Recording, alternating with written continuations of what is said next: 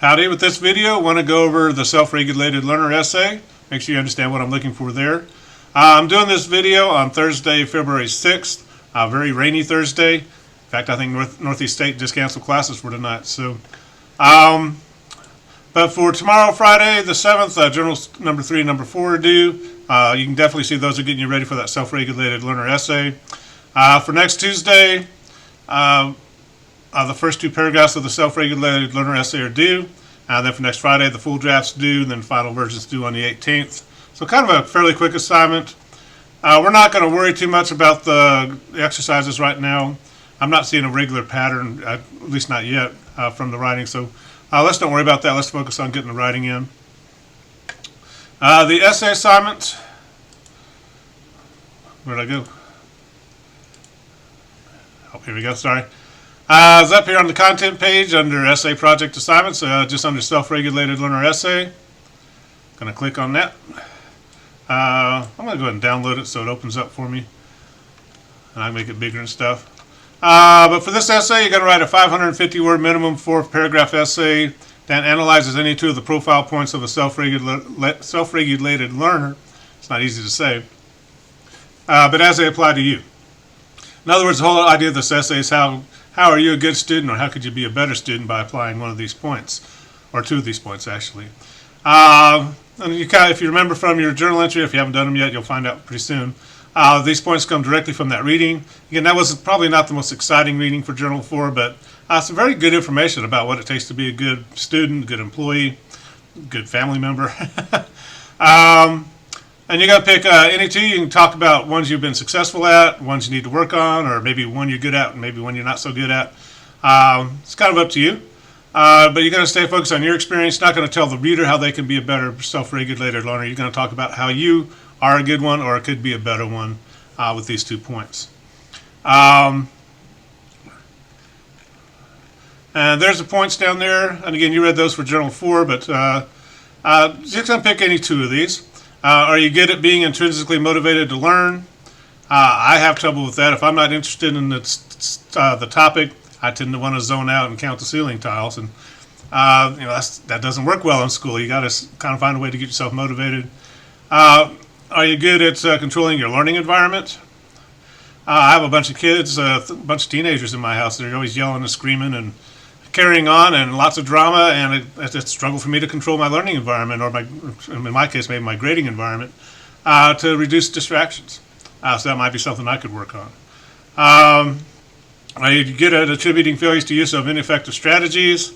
I'm bad at that. I'll do the same thing over and over and over and just get madder and madder and madder and madder till hopefully somebody comes along and says, "Why are you doing it like that?" Then I'll get mad at them because same thing. Are you good at asking for help? Are you one of those people that goes down with the ship? Well, when I was in high school, I would have not asked a question no matter what was going on. Looking back, I have no idea why. But again, you got to pick any 2 of these, and it's good to pick one you're good at, maybe one you're not so good at, but you can do whatever you want there.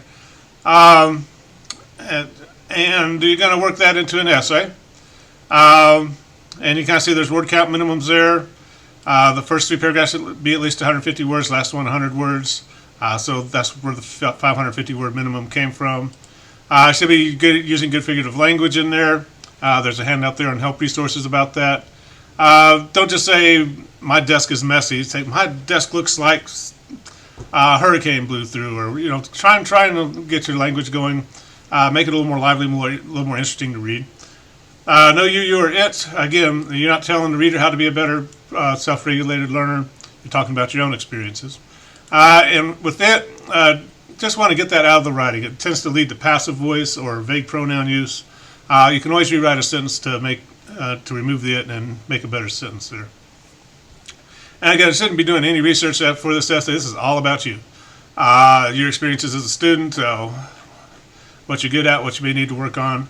And kind of when we get to the concluding paragraph of the essay, probably going to extend that out to your future employment, right? If you're not good at planning and organizing work, and you go into the workplace and still aren't very good at it, that's a problem, right? Nobody wants an employee who can't plan and organize work, who doesn't ask for help when they need it. I used to work in restaurants for 18 years before I did teaching. And Lord, just somebody just sit there and just let the place burn down around them before they ask for help. They weren't good employees, right? Excuse me. Or somebody thought they knew what they're doing and didn't ask questions until they really understood. And I can't tell you all the equipment that was broken, all the food that had to be thrown out because people wouldn't ask basic questions. So that's kind of what we're getting into. I want to look at a sample essay. It's located at two places. One is right here with the essay assignments, and it's also under help resources there. I'm going to download this one again. I'm not going to read this thing to you because you can probably read faster than I can talk, but kind of notice the students meeting the assignment guidelines. The first paragraph is your introduction paragraph. You want to introduce yourself as a student. This is a dual enrollment student who's very active at Sullivan Central High School. So she's going to kind of say, I got a good plan going. I'm active. I know what I'm doing. I'm doing well with my GPA and all that good stuff. And kind of introducing herself as a student, maybe talking about self-regulated learning. Are you good at it? Is it something you still need to work on? Then getting down to her thesis statement. The thesis statement's the one sentence that's going to tell us what her essay is about. And I expect to see your 2 profile points in that thesis statement and whether you're good or bad at them. Here, as a self-regulated learner, I have become successful at planning and organizing my work and controlling the learning environment around me to reduce distractions. So she's saying, I got a good GPA. I'm doing well as a senior in high school, and here's why. I got these 2 profile points working for me, and this is what's contributing to my success. Then she's going to spend a paragraph on each one of those profile points. The first one's going to be on planning and organizing her work, and she's going to get into it and be as specific as possible. She keeps a planner. The planner has sticky notes and color-coded and it's highlighted. And I'll attest, Amber did that. She would pull out this big book. She could have told you what she was doing 3 weeks from now at 3 o'clock in the afternoon. I'm not quite that way. I always admire people who can do that. And she just kind of goes through and gives good examples of how she's keeping herself organized. Right here, I kind of put in a note so she could expand on this a little bit more, develop that example. Also complaining that she's kind of ending her paragraphs in mid-thought. She needs to bring them to a good close. But she's meeting the assignment guidelines there. Again, the first paragraph, introduce yourself as a student. You can also talk about yourself as a worker if you want to. Kind of maybe talk about self-regulated learner briefly, and then get into your thesis statement. Then paragraph on each thesis point. So the third paragraph is going to be the second thesis point. She's good at controlling her learning environment to reduce distractions. Then she's going to tell us how to do that. And I'm not going to read this whole paragraph to you, but she does a pretty good job at it. If you say you like to listen to music, tell us what kind. Do you have to have thrash metal blaring at the highest volume, or you need nice, quiet, non-vocal music? Kind of let the reader into your world a little bit about how you control the environment, get things done, avoid the cell phones or the TVs or whatever. Again, complaining a little bit that she's ending the paragraph in mid-thought, but doing pretty good. Then she has her conclusion. Again, kind of give us a big picture. Don't restate your thesis. Don't repeat your essay. It's a fairly short essay, and you spend a paragraph on each thesis point. You don't have to repeat that thesis. Sometimes you have to do that, particularly in speech classes, but we're not doing that here. You've been building to this conclusion. What's the big overall picture? Are these points going to help you in your work life, your family life? You might sometimes students kind of talk in terms of despair, saying, "Well, I wish I could fix this, but I don't know if I'm ever going to fix this." But hopefully, you kind of see these points do contribute to success, not only in the classroom, particularly in the online classroom. Some of it you got to be organized and know what's coming up, right? But also how it's going to help you in life. But it's a pretty good sample essay. I think that's all I wanted to cover. Let me cover a couple more things while I got you here. Again, on the content page, if you come down to help material, and this is kind of why we started with the descriptive paragraph. I want you to make sure you're using good figurative language. If you're going to get into colors, may not with this essay so much like you would with food.